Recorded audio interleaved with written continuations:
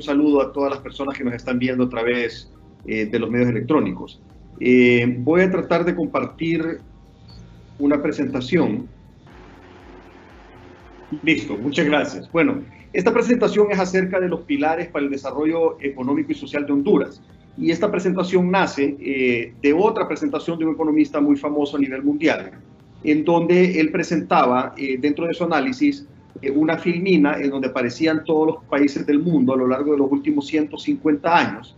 Y él dividía los países a través de unas líneas que representaban el PIB per cápita moviéndose en el tiempo. Entonces, en esa gráfica se miraba claramente en la parte de abajo lo que es denominado el Club de los Países Pobres, y era obviamente las líneas, el número de líneas más grande en la filmina.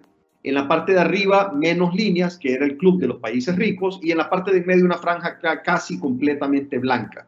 Y digo casi completamente blanca pues porque habían algunas líneas pasando de abajo para arriba, o sea, países que pasaron a lo largo de los últimos 150 años del Club de los Pobres al Club de los Ricos. Pues a partir de esa filmina comenzamos nosotros en la Cámara de Comercio e Industria de Cortés a analizar qué habían hecho estos países para pasar del Club de los Pobres al Club de los Ricos y si realmente eso había contribuido a mejorar la calidad de vida de sus ciudadanos. Al final, después de analizar varios países, nos dimos cuenta que habían tres elementos principales. Número uno, el fortalecimiento del Estado de Derecho, y luego dos temas relacionados con los factores económicos, la política tributaria competitiva y la simplificación administrativa, que son los tres pilares que ustedes pueden ver en pantalla. Entonces comenzamos a ver cuáles eran los elementos entonces que teníamos que trabajar específicamente para el caso de Honduras. Y obviamente comenzamos por hacer un análisis de cómo estábamos con respecto a esos tres pilares. El primer pilar es el Estado de Derecho, y para eso hay una medición que hace el World Justice Project, que es un organismo muy reconocido a nivel mundial porque hace este ranking del Estado de Derecho. Analiza 126 países alrededor del mundo y al final hace un ranking en donde la posición número 1 lo ocupa el país con el Estado de Derecho más fuerte y la posición 126 el país con el Estado de Derecho más débil. Ahí lamentablemente nosotros como país estamos en la posición número 115, que obviamente es una posición bastante lamentable para estar, puesto que estamos dentro de lo que es los últimos 15 posiciones del mundo. Otra cosa preocupante también es que este mismo indicador del World Justice Project nos ha venido colocando cada vez en una situación más atrás en lo que es el ranking. Hemos pasado de la posición 90 en el año 2015 a la posición 115 en el año 2019, retrocediendo fuertemente alrededor de 25 posiciones en unos pocos años. Ahora, ¿cómo ha estado el resto de América Latina? En América Latina hay tres casos de éxito. Uruguay, Costa Rica y Chile están en los primeros 25 lugares, y eso obviamente es muy bueno. Dentro de 126 países en el mundo, estar en los primeros 25 lugares es una posición muy privilegiada. Y aquí vemos estos tres países latinoamericanos, dos sudamericanos, Chile y Uruguay, y un centroamericano, Costa Rica, que están muy bien posicionados. Ahora, esto elimina el argumento de que los países latinoamericanos no podemos hacer las cosas bien. Por supuesto que podemos hacer las cosas bien, y aquí están tres ejemplos de que las cosas se pueden hacer bien. Ahora, el caso de Honduras es junto con otros dos países latinoamericanos, y casualmente también son dos sudamericanos y un centroamericano, Bolivia, Venezuela y Honduras, estamos en las últimas 15 posiciones del mundo. Y eso realmente que es sumamente preocupante, y es algo que tenemos que cambiar, puesto que el Estado de Derecho es el requisito fundamental para poder desarrollar un país económica o socialmente. Y para esto, pues obviamente hay que hacer un trabajo bastante fuerte. Ahora, ¿qué es Estado de Derecho? Estado de Derecho, de manera sencilla, es que todos estemos por igual debajo de la ley, siendo la ley justa. Son tres elementos. Primero, la igualdad. Segundo, el imperio de la ley. Y tercero, la justicia de la ley. Cuando el Estado de Derecho se comienza a deteriorar es cuando hay personas o grupos de personas que estén encima de los demás, o peor aún, encima de la ley, o peor aún, manipulando las leyes para beneficio propio. Y eso es precisamente lo que ha deteriorado el Estado de Derecho en Honduras. Ahora, ¿por qué nosotros tenemos un Estado de Derecho tan deteriorado? Pues eso es a raíz de la corrupción y la impunidad. Esta filmina es el índice de percepción de corrupción de Transparencia Internacional, en donde vemos también que hemos retrocedido 20 posiciones del año 2014 al año 2019. La corrupción y la impunidad es el enemigo número 1 del Estado de Derecho. A raíz de la corrupción y la impunidad es que viene nuestro deterioro en las posiciones del Estado de Derecho, y aquí vemos cómo hay una relación directa entre el retroceso de 20 posiciones en el índice de percepción de corrupción y el retroceso de 25 posiciones con el índice de Estado de Derecho. Se mueven juntos estos dos indicadores. Ahora, el tema de la corrupción no solo es el hecho de la percepción de corrupción, que nos habla muy bien Transparencia Internacional con un estudio muy serio, muy reconocido en el mundo, que también es la cuantificación. Y el CNA hicieron un análisis muy completo en donde cuantifican la corrupción, y ahí podemos ver en pantalla la línea amarilla, que es el análisis del FOSDE y el CNA, comparada con la línea azul, que es el índice de percepción de corrupción de Transparencia Internacional. Lo interesante de esto es que podemos ver cómo ha ido aumentando el monto que se ha perdido de corrupción en el país del año 2014 al año 2018 hasta llegar a 64.000 millones de lempiras en el año 2018. Otro tema importante para poder desarrollar un país desde el punto de vista económico y social son las libertades individuales, las libertades colectivas y las libertades económicas. Freedom House mide este índice de libertad, es muy parecido al del Cato Institute o al del Heritage Foundation, y este indicador de Freedom House lo que te mide es un puntaje, no te da un ranking, sino que un puntaje. Y acá lo que tenemos es 46 sobre 100, o sea, 46%. Y nuevamente, al igual que los indicadores que hemos visto anteriormente, vamos retrocediendo. Veníamos de un puntaje de 51 y en los últimos años hemos retrocedido a un puntaje de 46. El Electoral Integrity Project es otra institución internacional que lo que te mide es la transparencia en los procesos electorales, la integridad en los procesos electorales, y obviamente pues Honduras y Nicaragua ocupan la última posición en Centroamérica con 37 y 36 puntos respectivamente, y aquí lo que llama la atención es la enorme distancia que hay entre Costa Rica, que tiene prácticamente 80 puntos, y Honduras, que tiene 37. O sea, tenemos menos de la mitad de evaluación en lo que es la integridad en procesos electorales según el Electoral Integrity Project. Y luego tenemos también el índice de desarrollo humano. Esto es lo que te mide, y lo miden las Naciones Unidas. Lo que te mide esto son las cuestiones más básicas de necesidades del ser humano. Cuestiones como el acceso al agua, la mortalidad infantil, las cuestiones más básicas son las que miden este indicador. Y este es un ranking, nuevamente, esto no es una nota, y ahí estamos posicionados en la última posición de Centroamérica, en el último análisis que salió en el 2018, en la posición 132, y una muy mala posición en el mundo. Vamos a ver cómo sistemáticamente nuestros indicadores nacionales e internacionales han ido retrocediendo estos últimos años, y eso es algo que tenemos que cambiar para poder darle una mejor calidad de vida a nuestros conciudadanos. Nuevamente, el índice de desarrollo humano ocupábamos la tercera posición apenas en el 2012, y poco a poco fuimos retrocediendo hasta la última posición en el año 2018. Tasa de alfabetización, pues en realidad el tema de la educación va más allá de solo alfabetizar, de solo saber escribir y leer, sino que es importante la educación técnica o la educación universitaria, para poder ser un lugar atractivo a la inversión en cuanto a que vengan a contratar cerebros y no solo mano de obra barata. ¿Qué fue lo que pasó en Costa Rica, digamos, hace 25 años? Hace 25 años en Costa Rica llegó una empresa que se llama Intel a hacer una inversión de $1.000 millones para hacer chips de computadoras. ¿Por qué llegó Intel a invertir $1.000 millones a Costa Rica hace más de 25 años? Pues porque tenían los suficientes técnicos, ingenieros, expertos en electrónica, en electricidad y en computadoras para llegar a hacer una inversión de esa magnitud para hacer chips de computadoras. En Honduras, en esa época, estábamos pues, básicamente nuestra manufactura centrada alrededor de la costura de ropa interior y camisetas. Hoy, 25, 30 años después, Costa Rica recibe inversiones de biotecnología, de inteligencia artificial y de todo lo último que puede encontrar uno en el mundo. Y en Honduras, nuestra manufactura y nuestras inversiones siguen principalmente girando alrededor de lo que es la costura de la ropa interior y camisetas. Ya estamos teniendo un poco de inversión en lo que es los call centers y un poco de inversión en lo que es también los arneses para la industria de vehículos, pero lo principal de nuestra manufactura sigue girando alrededor de lo que es la costura. Y eso es porque no hemos podido educar a nuestra población para que las inversiones vengan a buscar cerebros en vez de venir a buscar mano de obra barata. Entonces, en resumen, ¿qué es lo que necesitamos? Pues para fortalecer nuestro Estado de Derecho se necesita combatir la corrupción y la impunidad, se necesita fortalecer las instituciones y se necesita separar los poderes del Estado. Eso es básicamente lo que nos dicen los diferentes análisis de los diferentes indicadores a nivel internacional, que es lo que tenemos que hacer nosotros en nuestro país. Ese fue el primer pilar. El segundo pilar es la política tributaria competitiva, y lo que ustedes pueden ver en pantalla es los ingresos del gobierno central según la Secretaría de Finanzas. Estos son datos oficiales del gobierno de la República. Lo que tenemos acá básicamente es un enorme aumento de la recaudación tributaria, que ha pasado de 40.000 millones de lempiras anuales a poco más de 110.000 millones de lempiras anuales en los últimos 8 o 10 años. Y la deuda externa y más y la interna pasó de más o menos 3.500 millones de dólares a hoy por hoy probablemente arriba de los 15.000 millones de dólares. O sea que la recaudación tributaria ha crecido casi un 400% y la deuda total gubernamental ha crecido casi un 500%.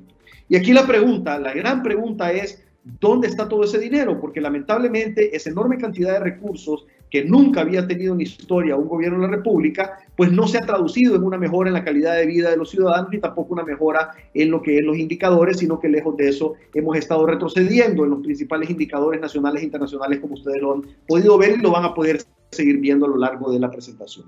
Esto que vemos ahora son datos oficiales del Instituto Nacional de Estadísticas, es la encuesta de hogares del último año, del 2019, y aquí lo que vemos es que tenemos un índice de pobreza por encima del 60% y tenemos un problema de empleo en más del 66% de la población económicamente activa.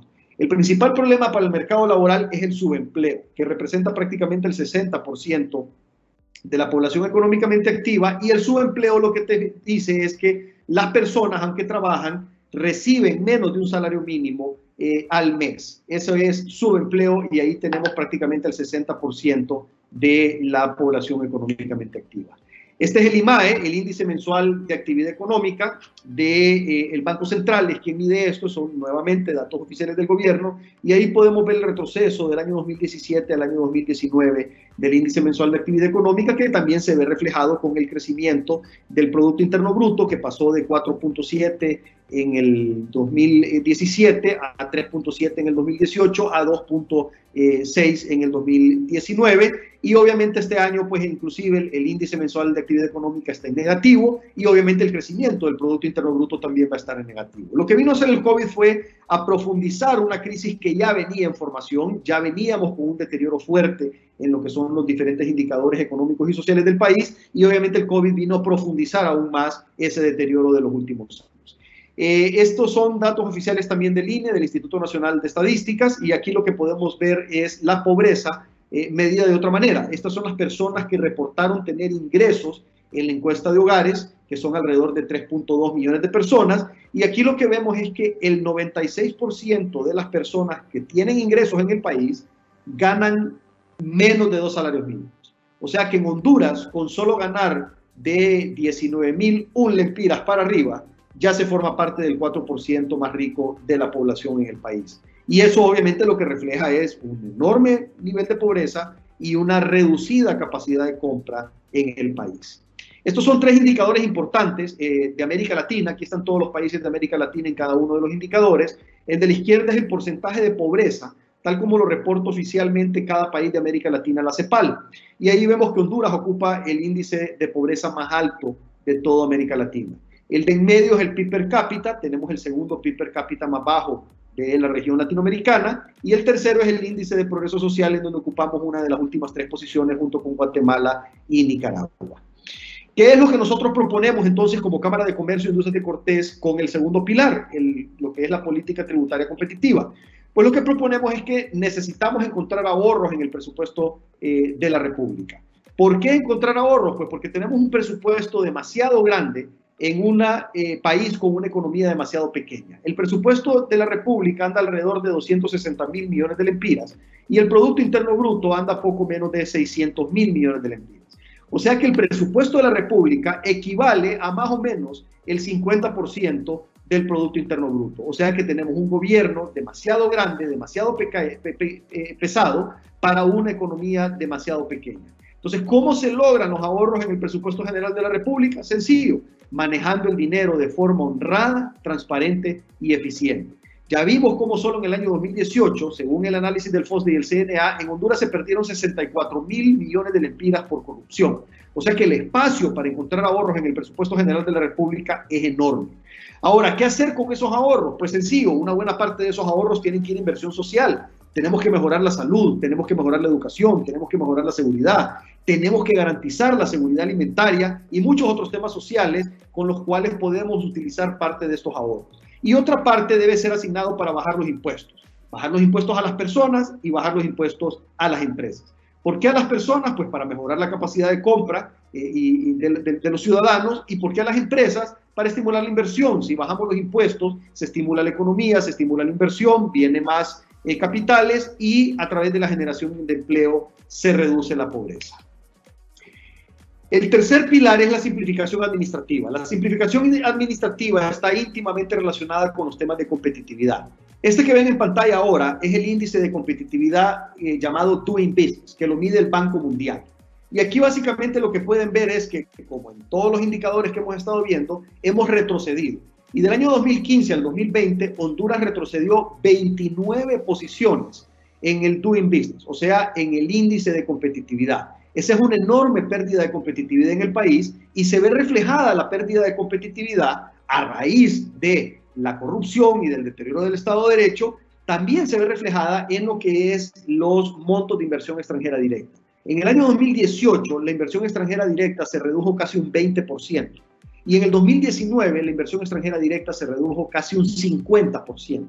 Entonces, todo viene a raíz de la corrupción y la impunidad. Por la corrupción y la impunidad, entonces, se deteriora el Estado de Derecho y por el deterioro del Estado de Derecho se deteriora también la competitividad en los países y eso provoca menos inversión nacional y extranjera y por lo tanto menos empleo y más pobreza. Al inicio les comentaba que había salido todo este análisis de una presentación de un economista muy famoso y ahorita lo que les quiero presentar es una comparación entre lo que es hacer las cosas bien y hacer las cosas mal. Vamos a comparar dos países con respecto a los tres pilares para el desarrollo económico y social. Estos países son Honduras e Indonesia. En el año 2014, Indonesia, con un nuevo gobierno, toma la decisión de fortalecer su Estado de Derecho a través del combate a la corrupción y la impunidad. Y combatiendo la corrupción y la impunidad para fortalecer el Estado de Derecho, logra mejorar 22 posiciones en el ranking de la percepción de corrupción de Transparencia Internacional. Si recuerdan de las primeras filminas que vimos, Honduras retrocedió 20 posiciones. O sea, mientras Indonesia mejora 22 posiciones en el índice de percepción de corrupción, Honduras empeora 20 posiciones. Lógicamente, como Indonesia comienza a combatir la corrupción e impunidad para fortalecer su Estado de Derecho, a la par de eso comienzan a encontrar ahorros en el presupuesto general de la República, mejoran la inversión social, hacen más inversiones en lo que es salud, educación, seguridad y todos los demás aspectos sociales, y a la par de eso todavía les ajusta para poder hacer bajas de impuestos para atraer la inversión y estimular la economía. Y la política tributaria competitiva a la que hacemos referencia en el segundo pilar es lo que ustedes ven en pantalla. Esta es una pequeña muestra de lo que son la baja de impuestos que hicieron en Indonesia para poder atraer la inversión, generar empleo y reducir la pobreza. El tercer pilar de la simplificación administrativa, en el año 2014, todas esas licencias y permisos del numeral 2 que ustedes pueden ver en pantalla, se tardaban meses en entregarlos a las empresas o a las personas. Después de 4 años de trabajo, lo lograron reducir de meses a semanas, a días, a horas, y después de 4 años de estar trabajando, en julio del 2018, a 1 hora y completamente en línea. Ustedes se pueden meter a ese sitio web del numeral 4 y ahí van a ver cuáles son las listas de requisitos de todas esas licencias y permisos.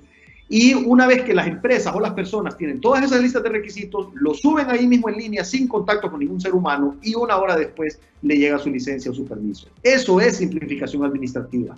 Y eso lo que logra, al reducir la burocracia, es atraer inversión y hacerse más atractivo para la inversión para poder generar empleo y reducir la pobreza. ¿Qué tuvo entonces como consecuencia Indonesia a través de la aplicación de los 3 pilares? Pues obviamente mejoró su competitividad. Este es el Doing Business de Indonesia versus el de Honduras. Y esto es algo muy preocupante. Hace unos pocos años, en el año 2015, Honduras estaba 10 posiciones adelante de Indonesia. Honduras estaba en la posición 104 e Indonesia estaba 10 posiciones atrás de nosotros en la 114. Pero como Indonesia empezó a trabajar en los 3 pilares, mejoró 41 posiciones en su Doing Business, y como Honduras retrocedió en los 3 pilares, empeoró 29 posiciones en el Doing Business. Entonces pasamos de estar 10 posiciones enfrente de Indonesia a estar hoy por hoy 60 posiciones detrás de Indonesia en el Doing Business. Eso, señores, es la consecuencia de no combatir la corrupción y la impunidad, del deterioro del Estado de Derecho y de la pérdida de competitividad en el país. Ahora, ¿qué más ganó Indonesia? Porque esto no es solo verse más bonito en las gráficas de los indicadores, esto se traduce en dinero. El último número de abajo a la derecha de la filmina que están viendo ustedes ahorita en pantalla es 71 billones de dólares.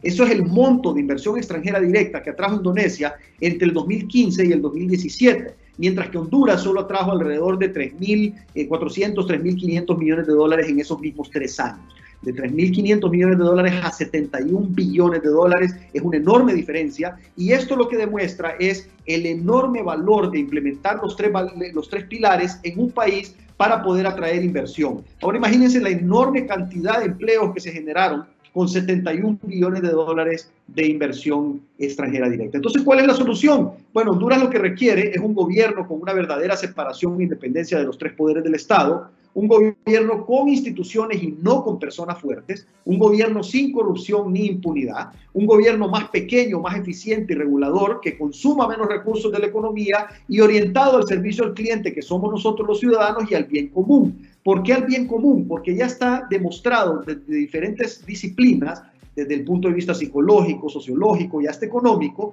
que la mejor manera de alcanzar el máximo potencial individual es a través de una colectividad justa. Pero sobre todo lo que Honduras requiere es combatir la corrupción y la impunidad, que es la raíz de todos los problemas. Muchas gracias, jóvenes. Gracias, ingeniero Barquero, por tan interesantes conceptos. Definitivamente, cada una de esas diapositivas que usted nos demostró son temas de estudio profundo, ¿no?, para tenerlas en las aulas universitarias. En este momento, entonces, pasamos a la ronda de preguntas y respuestas. Bueno, mientras llegan algunas preguntas y respuestas, algunas preguntas de nuestra distinguida concurrencia, yo le preguntaría lo siguiente. ¿Cuál cree usted que puede ser el impacto que va a tener sobre el estado de la pandemia en Honduras, el hecho de que vamos a elecciones internas en mayo y generales en noviembre del próximo año? ¿Y cómo enfrentar ese impacto? Sí, a ver, ahí hay 2 elementos. Está el impacto de la pandemia en el proceso electoral como tal, y está también el impacto de la pandemia en los ánimos de las personas para votar, en cuanto a si votar o no, o en cuanto a cuál es la preferencia para votar. Y esto es bien interesante porque lo podemos, digamos, hacer una comparación con lo que está pasando ahorita en Estados Unidos. En Estados Unidos tú tienes 2 formas de votar. Tú puedes votar por correo, desde varias semanas antes de la votación te llega por correo la papeleta y tú la puedes llenar y la puedes mandar por correo, o puedes votar el día de la elección yendo a los lugares a llenar la papeleta ahí y depositarla en una urna. Lo interesante es que este año, como nunca antes en la historia de Estados Unidos, se está viendo una enorme cantidad de personas que están votando para enviar su papeleta por correo. Y hay muchos analistas que están pensando que eso es porque no quieren ir a votar físicamente por miedo al tema del COVID. Entonces, ¿cómo se puede trasladar eso a nuestra realidad? Puede ser que haya muchas personas que tengan temor de ir físicamente a votar si en aquel momento la pandemia todavía está como más o menos está en este momento, pero es importante que venzamos ese temor y que nos aseguremos de aplicar las medidas de bioseguridad a nivel personal para poder ir a votar, porque eso es importantísimo para nuestra democracia. Por otro lado, y esta es otra comparación también con Estados Unidos, mucho del debate de Estados Unidos también ha girado alrededor del manejo de la pandemia. Y eso obviamente va a ser importante también en las elecciones de Honduras. En Honduras nosotros tenemos el tema económico y el tema de salud como 2 de los temas más importantes en este momento. El tema de salud, pues obviamente el manejo de la pandemia ha traído ciertas consecuencias. Hemos afectado la salud del pueblo hondureño, hemos tenido pérdidas de vidas, como ha pasado en el resto de los países del mundo, pero también han habido serios cuestionamientos de algunas medidas que no se tomaron a tiempo o algunas medidas que se han tomado de manera muy suave, no de manera contundente, que pudieron haber ayudado a que se infectaran menos personas y a que tuviéramos menos fallecidos. Por otro lado, el manejo de la economía también es otro tema de interés del electorado nacional. Nosotros hemos visto en estos últimos meses cómo se ha deteriorado la economía, cómo se han perdido puestos de trabajo. Según cálculos que hemos hecho en el sector empresarial, pudiéramos tener alrededor de 400.000, 500.000 personas sin ingresos en este momento, ya sea porque están suspendidos o porque están completamente despedidos y ya perdieron su trabajo. Y eso es como consecuencia de dos cosas. Número uno, la desaparición de algunas fuentes de empleo. Hay empresas que simple y sencillamente no aguantaron la crisis, ya desaparecieron y no hay forma que vuelvan a abrir. Y hay otras que están luchando de una manera para ver si logran sobrevivir con los ingresos reducidos que está trayendo como consecuencia la pandemia, y eso ha provocado también parte de los despidos y las suspensiones. Ese manejo de la salud, del cuidado de la salud y la vida del pueblo hondureño y del manejo de la economía, también va a ser un elemento contemplado a la hora de votar el próximo año, puesto que si no sale una vacuna pronto, pues este virus va a estar todavía afectando en el país dentro de un año. Bueno, gracias por su respuesta. Voy a pedirle al licenciado Flores que tome la iniciativa en cuanto a preguntas y respuestas, porque en la red mía me dice que tengo insuficientes recursos para continuar yo por este lado. Licenciado Flores. Con gusto le apoyamos. Don Pedro, muchas personas han comentado. Jonathan Pires dice saludos, muy bueno el webinar, interesante tema, dice Diego Di Carlo. Pregunta Neisser Valladares, ingeniero, ¿qué se tiene que hacer para que Honduras tenga un Estado de Derecho real? ¿Qué se debe hacer si el gobierno no es anuente a esto? ¿Y a qué debemos recurrir para que se cumpla? Hay un tema importante. Los países que han tenido cambios han sido cambios por diferentes razones, pero una razón importante siempre ha sido la presión social. O sea, si nosotros no ejercemos una presión social positiva, no violenta, difícilmente los políticos se van a ver la necesidad de cambiar las cosas en el país, porque ellos están cómodos en la situación en que están. Ellos no tienen ninguna necesidad ni ningún deseo de cambio. Y mientras la población no se los exija de forma masiva, no vamos a tener esos cambios. Entonces lo que tenemos que hacer como sociedad es organizarnos y ejercer una presión a través de una masa crítica lo suficientemente grande que sea imposible de ignorar. El problema es que ahorita los esfuerzos para cambiar el país no tienen ese peso necesario para poder ejercer la influencia y hacer el cambio en el país.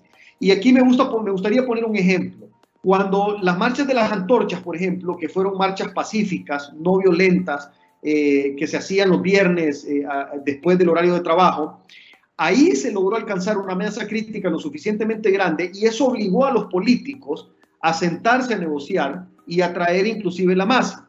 A pesar de que lo que se pedía era la Sisi con Naciones Unidas, lo que se trajo fue la masa con la OEA, pero al final de cuentas la presión social tuvo éxito.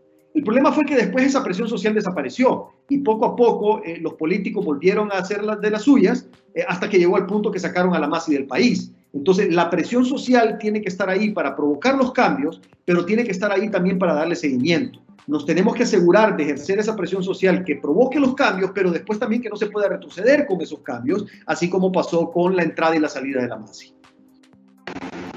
Así es, muy bien. Tenemos más preguntas. Dice aquí, con el nivel de educación actual y poca inversión en ella, ¿cree usted que podamos cambiar nuestra competitividad?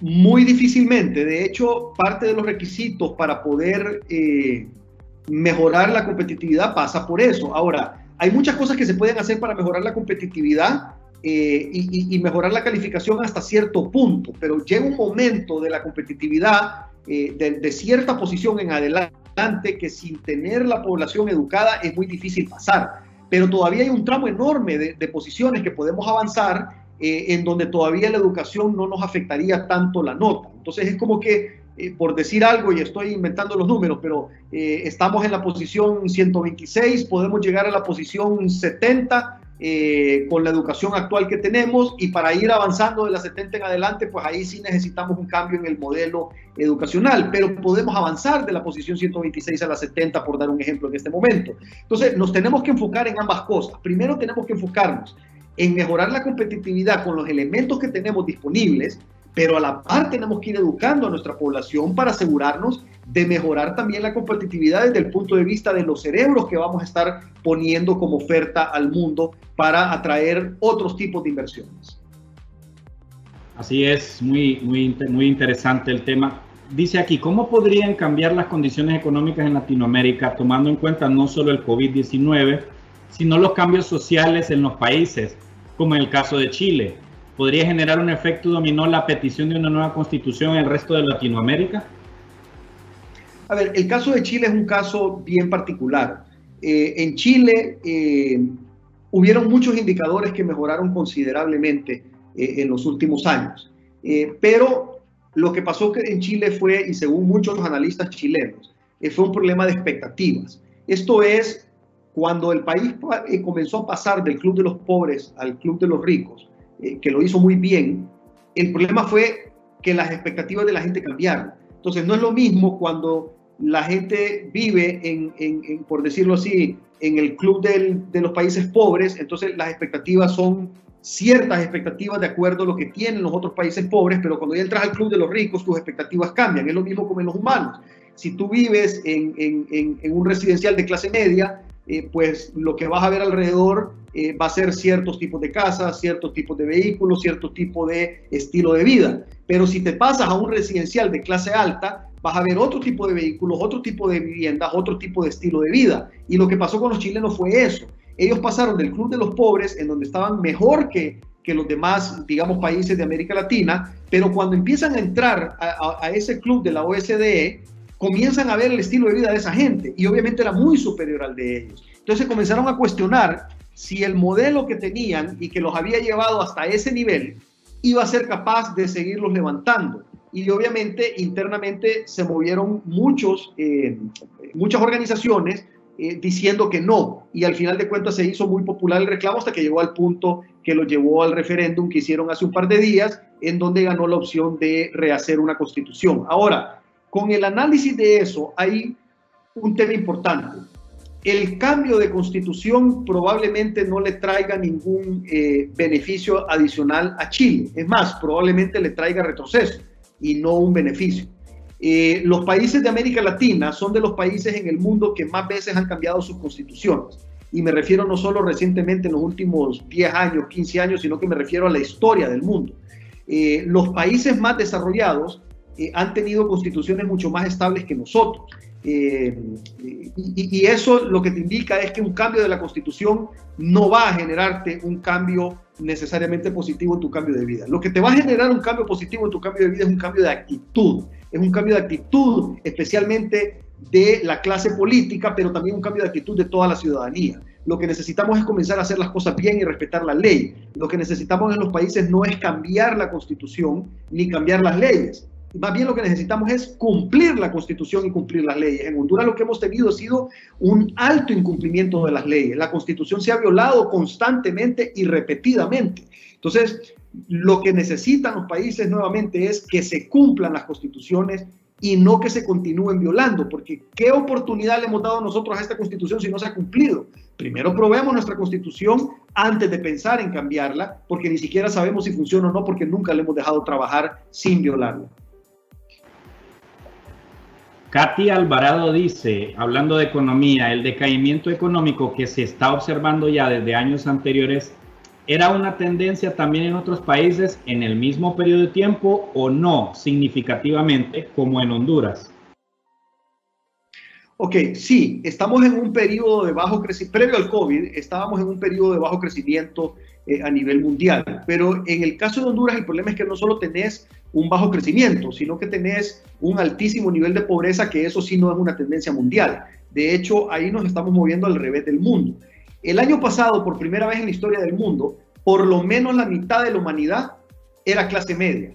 Y en Honduras íbamos en la dirección contraria, estábamos aumentando la pobreza en el país. Entonces, si bien es cierto, el mundo estaba en un periodo de crecimiento bajo, en Honduras lo que teníamos era un crecimiento bajo en retroceso, pero un acelerado crecimiento de la pobreza, que esa no era la tendencia mundial.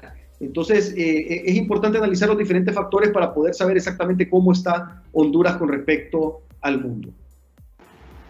Yoxan Villanueva tiene una pregunta y es un poco de parte de lo que ha estado sucediendo actualmente, del auge que ha tenido el tema de las sedes. Dice, ingeniero, un honor estar en su ponencia el día de hoy. Mi pregunta es, ¿considera usted que las zonas de empleo y desarrollo económico sean el mecanismo adecuado para buscar la reinserción de Honduras al mercado mundial en materia de tecnología, agroindustria y turismo? Gracias. No, la verdad que no. Nosotros en la Cámara de Comercio e Industrias de Cortés, primero que nada, tenemos un análisis como sector privado que las sedes no cumplen con los requisitos constitucionales. O sea, nuevamente se violó la Constitución. Pero más allá de eso es que lo que tenemos que hacer es cambiar todo el país. O sea, necesitamos que todo Honduras, que todo el territorio nacional y que todos los hondureños tengan la oportunidad de tener un cambio positivo. Pero el hecho de cambiar solo pequeñas zonas para pequeños grupos de personas, eso no te va a cambiar las cosas como país. Eso te va a dar mejores oportunidades para pequeñísimos grupos de personas. Entonces, el enfoque debe ser cómo cambiamos todo el país. ¿Qué es lo que tenemos que hacer para mejorar las posibilidades para todos los hondureños y no para pequeñísimos grupos que pudieran tener oportunidades en las sedes? En todo caso, nosotros ya tenemos las zonas libres, que es donde trabaja, digamos, la industria de la maquila, que generan bastante empleo. Son alrededor de, el último dato creo que eran 140,000, 150,000 fuentes de empleo que dan las maquilas en el país, y eso es importantísimo. Y ahí ya tenemos entonces las zonas libres que ya nos están ayudando a generar empleo. Pero los cambios que ahora necesitamos en el país son los cambios estructurales de los 3 pilares para poder hacer que todo el país avance, no solo pequeñas zonas para pequeños grupos poblacionales. Así es. Dice, ¿cómo podría, según su criterio, contrarrestar Honduras en la situación de la corrupción si cada día se pone más difícil? Bueno, ahí la única manera es presión social. Era lo que hablábamos hace unos minutos. Lamentablemente los políticos no van a cambiar, no tienen ninguna razón por qué cambiar. Ellos simple y sencillamente están haciendo lo que quieren hacer. Y la única manera que los podemos cambiar es a través de la presión social. Y vuelvo a traer el ejemplo de las antorchas. Las marchas de las antorchas en su momento, que fueron marchas masivas, pacíficas, ordenadas, lograron un cambio positivo que comenzó en aquel momento, pero lamentablemente como la presión social paró, pues luego hubo un retroceso hasta llegar al punto que se sacó la masi del país. Dice aquí, ¿cómo pueden los empresarios actualmente hacer frente ante la crisis si no se encuentra respaldo del sector financiero? Bueno, a ver, hay diferentes cosas pasando con el mercado financiero. Primero, hay una enorme sobreliquidez, pero esa sobreliquidez está ahí porque no hay demanda de los recursos, en el sentido de que la falta de competitividad, que ya lo vimos, que hemos retrocedido 29 posiciones en la competitividad, eso obviamente hace que no hayan proyectos de inversión. Y al no haber proyectos de inversión, no hay demanda suficiente para ese dinero, y por eso es que tenemos esas enormes cantidades ahí disponibles. Por el otro lado, otro tema importante también son los refinanciamientos. Hay muchas personas y muchas empresas que obviamente se metieron en problemas con el tema de la crisis del COVID, y ahorita pues se acaba de pasar un decreto que fue consensuado entre las autoridades del gobierno de la República, específicamente la Comisión Nacional de Bancos Seguros y el Banco Central, y la IVA, que es la Asociación Hondureña de Instituciones Bancarias. Y con ese decreto se le da la posibilidad a los bancos de poder reestructurar con cierta libertad a las personas que están ahorita endeudadas. Lo que pasaba antes es que la misma regulación le impedía a los bancos hacer eso, porque los castigaban los reglamentos con reservas por reestructurar los créditos. En cambio, ahorita hay una flexibilización con eso, y eso va a traer como consecuencia pues que el mercado financiero pueda apoyar un poquito más, sobre todo las MIPYMES en estos días. Pregunta aquí, ¿a qué se refiere con el fortalecimiento institucional? El fortalecimiento institucional a lo que se refiere es que las instituciones deben de funcionar bien a través de reglamentos y a través de políticas, independientemente de quién las esté manejando. El punto es, el mejor ejemplo que te puedo dar es la comparación entre una empresa familiar y una transnacional. Si tú te fijas, las transnacionales que están en Honduras, cada tanto tiempo rotan el gerente, y las transnacionales siguen funcionando relativamente igual. Eso quiere decir que ya está institucionalizado el trabajo. Viene un gerente nuevo y las cosas siguen funcionando relativamente igual, porque todo está plasmado en reglamentos, en políticas, en procesos, y lo único que hace el gerente es venir a asegurarse que las cosas se sigan haciendo de acuerdo a las reglas. En cambio, las empresas familiares dependen más de lo que siente o del feeling, entre comillas, del dueño. Entonces, él no tiene las cosas por escrito, no tiene procesos, no tiene procedimientos y simple y sencillamente actúa en base a instinto. Y si él se va, la empresa probablemente fracasa porque no tiene institucionalizado lo que es el proceso de toma de decisiones. Entonces, es lo mismo en los países que actúan en función de la libertad de decisión de las personas que manejan las instituciones versus los países en los que las instituciones funcionan por reglamentos y que esos reglamentos siguen operando independientemente de quién está administrando las instituciones.